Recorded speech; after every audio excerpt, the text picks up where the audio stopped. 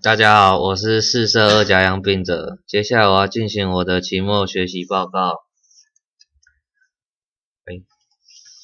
第1周到第3周要带笔记本、随身碟、耳机，利用仓储维护网站，利用 Onshape 来绘图与练习，阅读老师所给的原文电子档。遇到不会的英文单字，用英英字典来查。第4周到第9周更新 CMD 到最新，然后这个是我遇到的问题。第一个是无法clone与 add 版本，无法确定是不是 CMD 版本更新所导致的。与同学讨论之后，打这一串就可以了。第二个是在利友编辑后，远端与近端所更新的版本不同。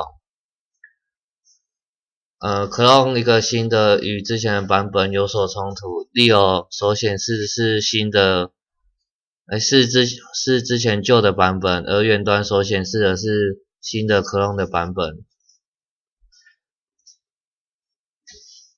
然后自行安排时间完成 Onshape 第1周到12周的教学。第10周到第18周开始进行期末小组专案，进行小组的分工，还有懂得团队合作与沟通，还有解决问题的能力。我们所遇到问题是无法在模拟的时候无法选择到轴心。与老师讨论之后，发现绘制时不应该两件所配合的尺寸绘制成同一个尺寸，应绘制出档案转为 STL 档，而在 VRAP 模拟时，系统会将两件的同一尺寸运算成一体，所以没办法学到轴心。而我们所解决的方式是改为插销，然后留间隙。